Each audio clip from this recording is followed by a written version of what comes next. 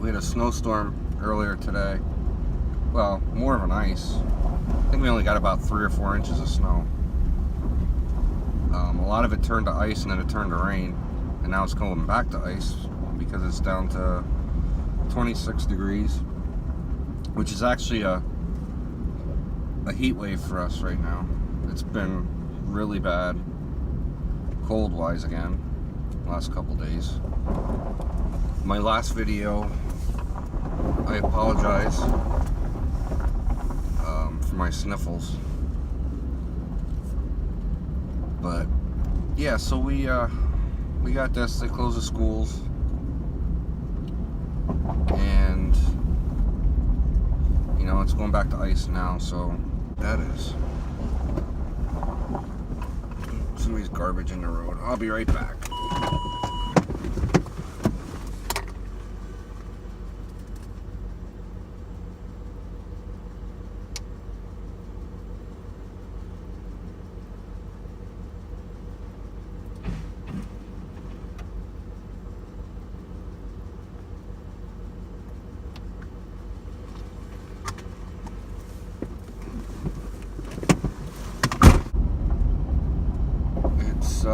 Let's see, what time is it? 10 after 2. I'm working till 7, so not quite half my shift in, but I'm bored already. It's been a little nuts here in town.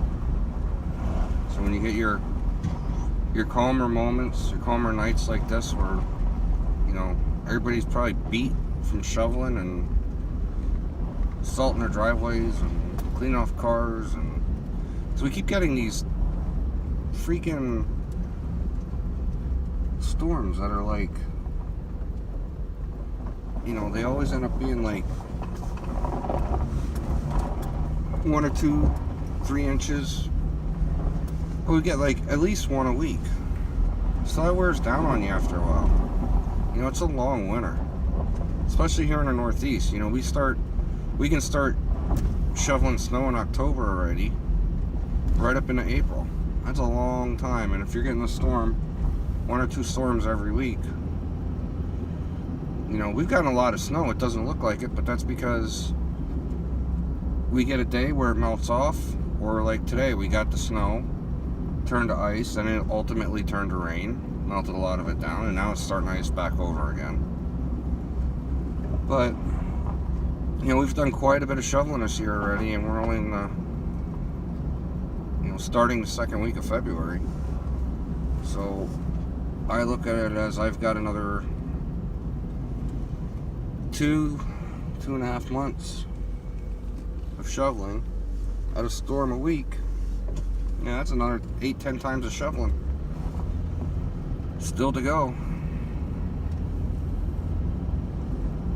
And when you have bones like me, God, it sucks. You know, I gotta thank my wife and my son. My daughter wasn't home today, but my wife and my son, I'm on a night shift swing right now because the guy's in school. So I agreed to work his night shifts instead of my normal tax shifts. And my wife and my son went out and shoveled off the sidewalks and shoveled the driveway. So I give them a lot of credit, and I thank them.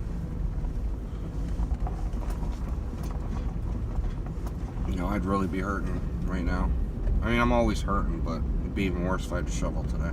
Pretty fair amount of pain lately. You know, I'm just trying to stay tough, keep going with it, but man, I don't know. I'm about ready to pack it in. I'm about ready to give up.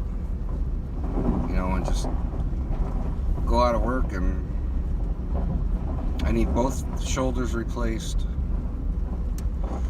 I'm right-handed. That one bothers me the most, but there's days where my left shoulder, for some reason, I don't know, it's probably because I'm overworking my left arm, because my right one being in pain. There's days where my left one hurts so much worse than my right one. I can't lift my arms above my head anymore. I can barely, you know, very briefly raise them above my head if I need to for something, for a few seconds, and I gotta put them down. most of the time I can't get them much more past level if I were to put my arms straight out in front of me because of pain, and then they lock up or something. It's weird. I can't even explain it. I don't know how it feels or how to explain what it's doing, but it like locks up, and I'm 100% certain that's because of the bone on bone. You know, there's no cartilage left in either shoulder. Disease really took a toll on my shoulders. There's each shoulder has a minimum of 3 or 4 rotator cuff tears, I guess is what they call it, and that's because there is no cartilage or anything, and it just puts strain on the other parts of your shoulder, your muscles and your ligaments and tendons, and in addition to a rotator cuff on my right shoulder, I have some kind of ligament tear that is almost completely through. So, you know, I'm not looking for pity, guys, obviously, but I'm just saying, like, athletes, you know, pitchers especially, you get a rotator cuff, I can't even say that word, rotator cuff tear. They get that, and it's painful, and they're done for a season. They have to have surgery, this and that. And, you know, I have that. In addition to the avascular necrosis and no cartilage left, and torn ligament, I'd have to look it up, I don't know which one it is, but it's almost tore completely through. And then my, you know, just, I don't know. So both shoulders have to be replaced. My left hip has been starting to bug me a little bit, which I knew that had AVN from when they did the right hip replacement, but it didn't bother me too much. In fact, not much at all. And recently that's been starting to hurt. It could be weather, I don't know. But you know, it's scary, guys. I mean, there's so much up in the air right now. I don't know what the future holds. And yeah, you know, you have a wife and you have kids, and you know, my wife works, but when you're the man and you're supposed to provide and keep shelter and, you know, keep everybody happy and content, and you're beating yourself up all the time because you don't know what the future holds. You know, my doctor told me my shoulder should be replaced. No, I don't know when I found that out. October? We're in February. And I said to him, listen, doc, I said, I had the wrist fused. That was supposed to be, you know, 4 to 6 weeks. It ended up being 2 years out of work because of complications, and it ended up being 3 surgeries. I went back to work. I was back to work 4 months, and hip got to the point where I couldn't even get off the couch anymore. So after 2 years being out, coming back for 4 months, then saying to him, well, now I need a hip replacement. You know, I'm going to be out for a while again. So I was out for, well, I tried a bone marrow with stem cells that they inject. It's your own stem cells. They take it from another part of your body, and they inject it into your hip. And it's experimental, but it's not. It's supposed to be a pretty decent way of repairing bone and things like that. They've had some pretty good success rates with it. So there were 2 ways to do it. One way was they take my stem cells out and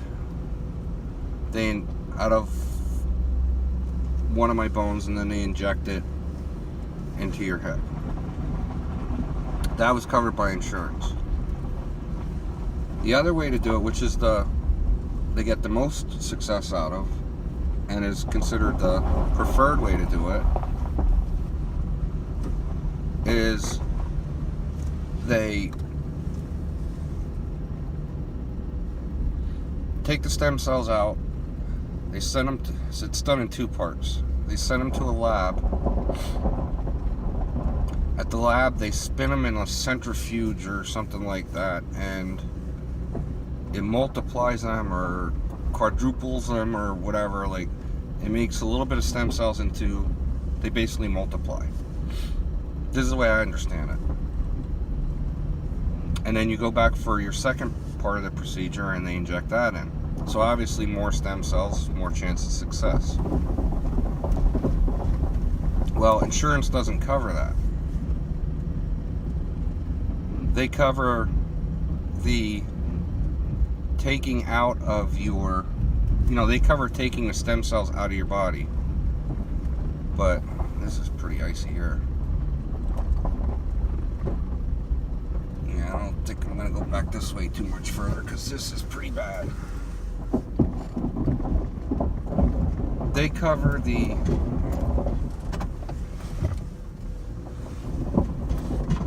part of the procedure where they take the stem cells out of your body and inject them back in. They don't cover the part where they're sent off to a lab and they're processed or whatever, and then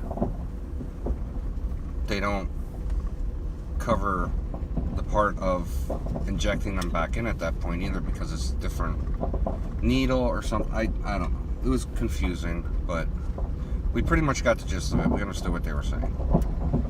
So we sent it off to insurance to see how much it would be to do the preferred way, and out of pocket we would end up paying like $4,000. On top, insurance would have covered up to a point we would have been out of pocket $4,000. Well, that just wasn't a possibility. So basically what we did is we said, all right, we're going to pray and hope for success, and we'll go the other way. Hope it works. And the doctors seem to be pretty confident with the stem cell therapy. They said that I think originally told us a 70% chance of success, that I wouldn't need to have a hip replacement. It would repair the damage that was done for the most part. I mean, AVN is not curable, but it would repair a lot of the problems there. But it was like 70%, so I was pretty happy with that.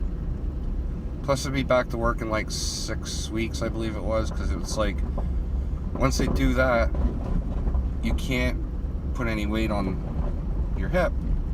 So it's non-weight bearing for a while, a couple weeks, and then it's slowly add a little weight, still on a crutch, then it's to a walker. So when the day I went in for the procedure for the stem cells, I went in thinking 70%, we're gonna hope for the best, hopefully it works. And when I woke up in recovery, my wife was talking to me, and she said that the doctor was in, and she asked him what he thought, and did he think it was going to be a success and everything, and he wasn't confident at all, because he said when he got in there, and they started looking at the amount of damage in my hip, that he thought more 20 or 30% at the most chance of success. So that was disappointing. And we tried it. We gave it a shot. I followed the orders. I did what I was supposed to do. I went non-weight bearing for the amount of time, and as soon as I went to the partial weight bearing on the crutch, I didn't make it to the walker. It got really, really bad, even worse. I didn't think the pain could get worse, but it did. And what happened was my hip had actually collapsed. So when they put the stem cells in, they drill into your bone and they make a hole to put the cells in. The problem is I had so much damage that when he drilled the hole, it weakened the bone, my hip joint, even more. And that weakness, as soon as I went to the part of my recovery where it was partial weight bearing, as soon as I hit that point, the hip couldn't take it. It just collapsed. Hip pain is hip pain, and I didn't think it could get worse, but when your joint collapses, I mean, literally the round part of the head was gone. It was flat. So not only was it bone on bone, now it wasn't even round and matching my hip socket, it was flat. So it was grinding and making it worse. That was extremely painful. So obviously that didn't last long. I mean, once my hip collapsed, the doctors were like, all right, we don't have a choice. This didn't work. We're going to do a hip replacement. And, you know, you hear people say, doctor told them, oh, well, you're too young. You know, my doctor said to me, first and foremost, you don't have another option at this point. You don't have a hip joint. And second of all, he never believed in that you're too young. I mean, I was, 45, having a hip replacement. But with technology now, they're talking 15, 20 years until it would wear out and I'd have to have another one. I mean, 20, if I make it 20 years, even if I make it 15 years, you know, that's 60, 65 years old. I'll be retired, you know, and I don't care. If I make it to 60 years old till I have to have my hip replaced again, I don't care. So, yeah, he doesn't believe, and I don't believe in that either. If you think about it, if a doctor tells you you're too young for a replacement, a doctor apparently doesn't care enough about you and your quality of life. So what? Let's say I couldn't have done it, but let's say someone else, let's say that they have really bad arthritis and it's starting to wear out, and you know, they go they push it off another 5 years. That's 5 years where their quality of life sucked. They were in pain, they missed out on doing things, they were depressed, they got lazy, and I know that for a fact. Everyone gets like that. I got like that. I laid on the couch and that's it, because I knew it hurt to do things. I didn't want to go out and mow grass because I knew I wouldn't be moving for 2 days. So, yeah, it's just, if a doctor tells you you're too young for joint replacement, go find another doctor. Your quality of life now is more important than waiting another 5 years, wasting that 5 years of your life to come out with the same end result anyway. That's how I feel about it. So I'm going as long as I can with these shoulders, but it's totally up to me. The doctors told me that once I feel that I can't do it anymore, to call and make an appointment, and they'll set up with an orthopedic for shoulder replacements. I don't know how much longer I can go. I mean, I'm not trying to be tough here, but I am pretty sure I made it a lot further than most people would have. Most people would have said, the heck with us. I'm going on disability and having them done. And I know I just got done giving my speech about quality of life, but at this point, does it suck? Yes. Has it made me lazy? Yes. Am I in pain every day, all day long? Yes. But the bills are being paid, And to me, that's more important. You know, there's a part of your life where you just have to, you know, you're hit with a struggle and you have to think, you know, we'll get through it. We always do. Something, one way or another, we'll get through it. And that's just what you think.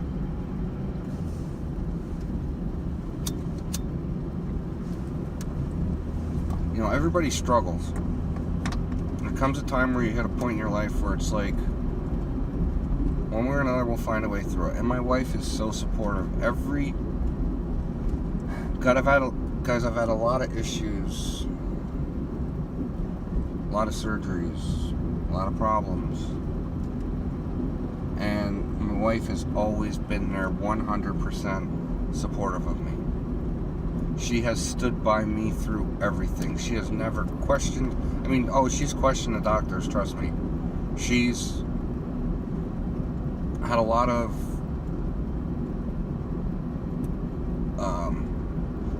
she's had much better questions than I've had a lot of the times, because I'm thinking, you know, first thing I'm thinking is, how quick can I get back to work? But she's been unbelievable. She's been the best thing. And, you know, I trust her, and she tells me, go get them done. She knows, she can see it, she says. She can see how different I am and how much pain I am, and she just wants me to go get them done. And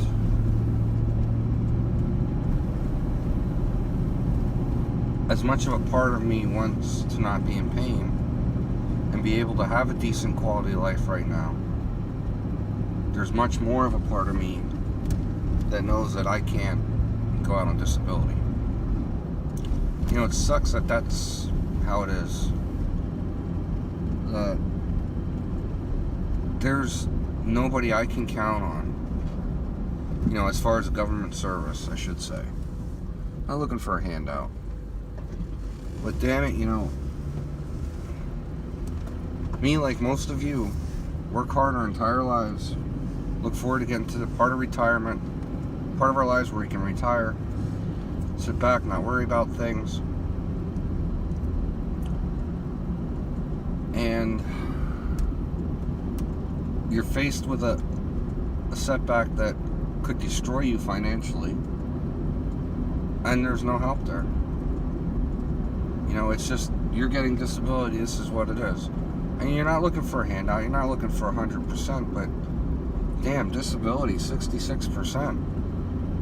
Who can raise 2 teenagers, pay a mortgage, car payment, truck payment? I don't know.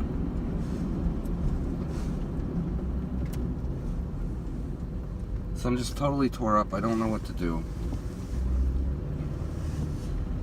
I almost had a breaking point last week where I went in and I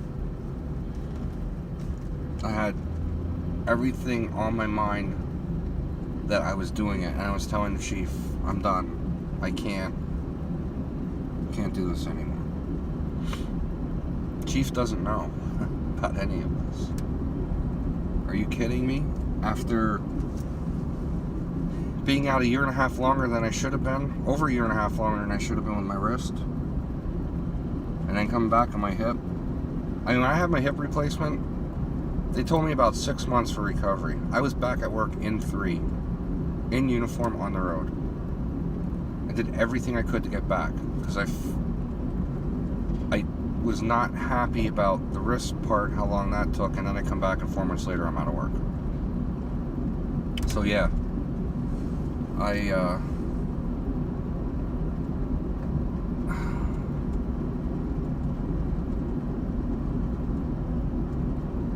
have not told the chief yet. In fact, there's only 2 guys that I've entrusted at work that know my situation, the guys I work with. They know that it could be any time. And they've been following along, you know, since October. But it's not that I'm afraid to go to the chief. It's just that we've got the department in a good way right now. And if I go out, it just messes up a lot of stuff. So yes, I know, I should think of me first. I should think of, my health, but I am thinking of me first when I'm thinking of my income and my family and being able to support them. If I go out of work to have these done, which is inevitable, I know it's going to happen, I might make it another 4 years. I might make it another week. I don't know. But I'm vested, and I'm fairly 100% certain that if I go out again, they're going to offer a disability pension. So I'll hit my retirement. So I'm vested. It's not that big of a deal. But it's also, our retirement's 50%. So that's worse than disability. At least disability 66 and 2/3 or whatever.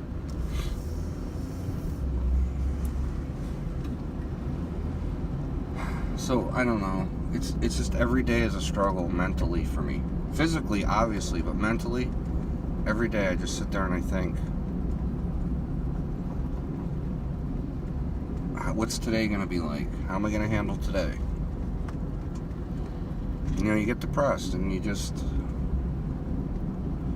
I don't know. I don't know what to do anymore. I snapped at my wife tonight as I was leaving for work, which is never a good thing. You never want to leave your spouse and be on bad terms, because you never know what will happen. I'm not saying that,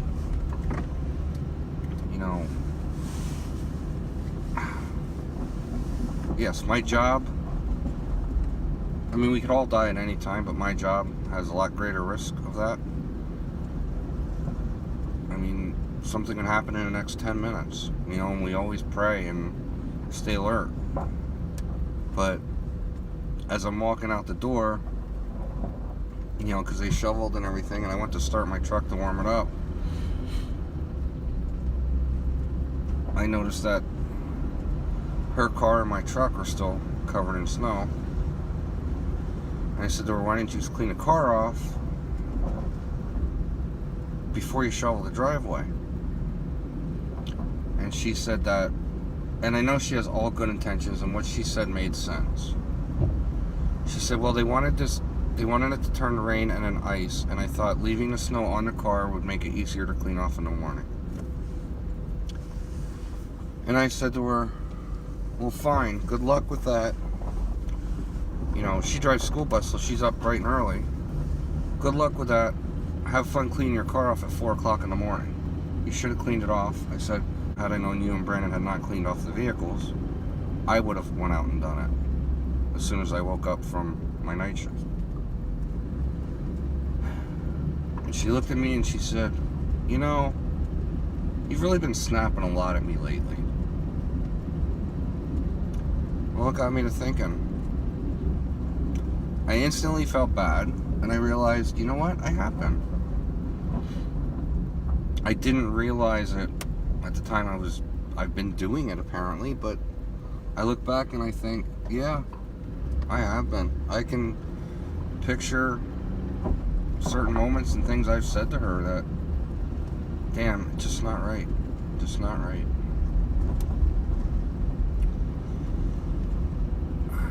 And I know it's because the uncertainty of our future. Guys, you gotta understand that I've tried everything possible. I've tried to get a loan modification. Let's see, 5 times now? One time they approved me This is on our mortgage. One time they approved me, and you have to make 3 good faith payments. If you make those 3 payments on time, there's no problems. After that 3rd payment, they approve your mortgage modification, lower payments. Okay. I made my first 2 payments, no problem. They were paid a week ahead of time. Came time for the 3rd payment, and they said there was some kind of issue with something with a title from when we bought the house 4 years prior. I don't know what it was. Something from the previous owner. I don't know. But they couldn't approve our loan modification. So I made 2 of my 3 good faith payments. As soon as I was ready to make my 3rd, I get notified that they can't approve it.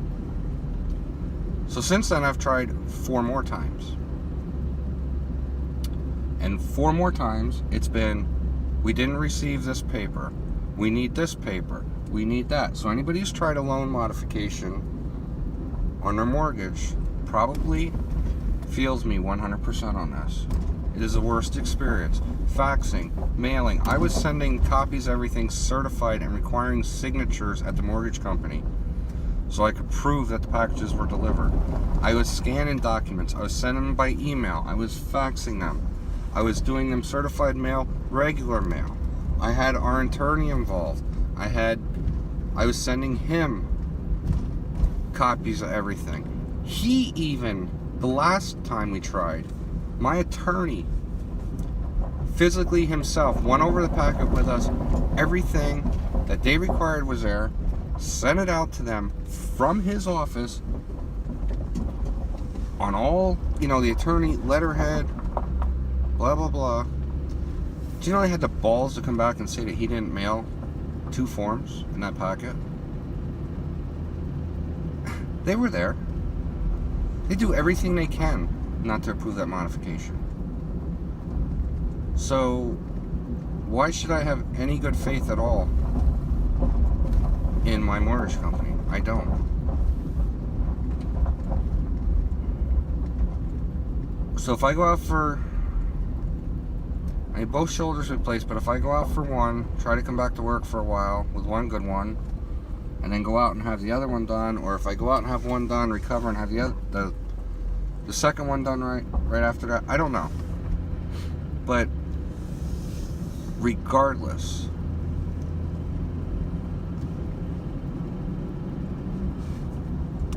if I go out, there's probably a pretty good chance that we're not going to be able to save the house, because I'm going to be out too long to make the mortgage payments.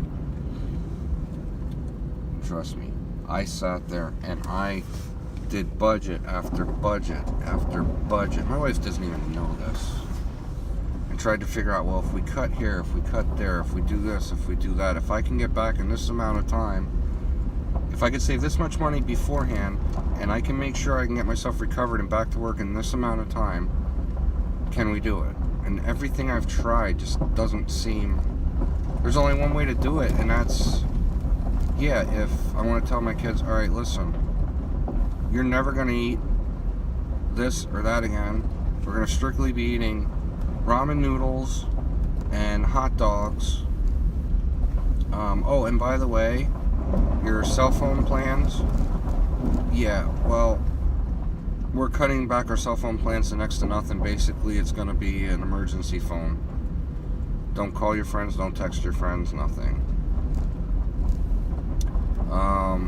Let's drop our car insurance to the absolute minimum, so that we'll drop like comprehensive collision off, so that if we get in an accident, even if it's not our fault or whatever, we're screwed. Can't replace or repair vehicles.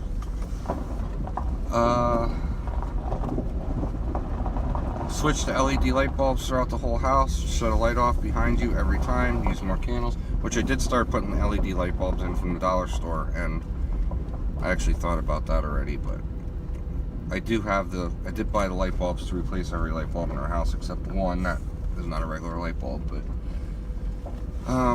let's see, what else would we have had to have done? There'd be no going out ever.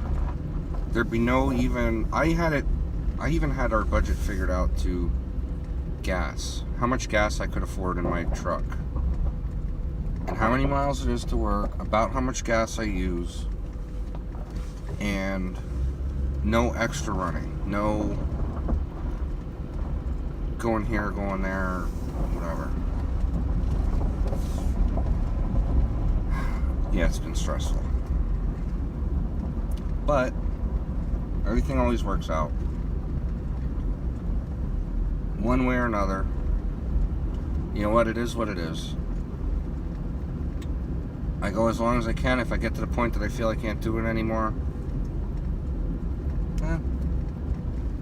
then we just take it as it goes. We just figure out what we can and can't do, and you know, if it comes down to it and we can't make the mortgage payments or whatever, we'll find something else. I mean, it is what it is. You're gonna do what you can to keep your family safe and happy, and if it means, I don't know, going into a mobile home again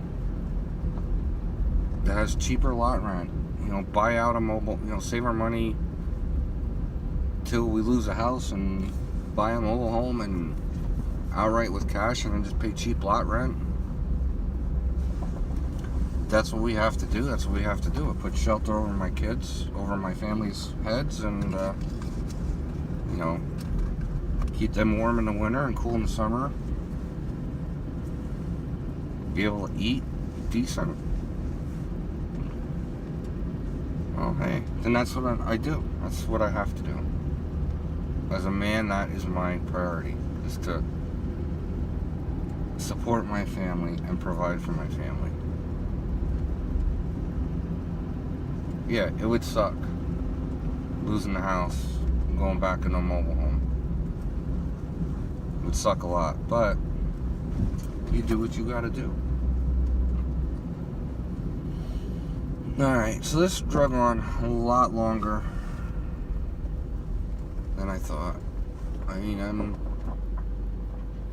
just hitting 45 minutes on the video here, so obviously I'm going to be editing this, so you're not going to see 45 minutes, because I don't know who would want to sit there and listen to me talk for 45 minutes. So I'm probably going to edit out about probably over half of it, so you might see 20 minutes at the most. But alright guys, thanks for joining me on my ride along. Take care and God bless.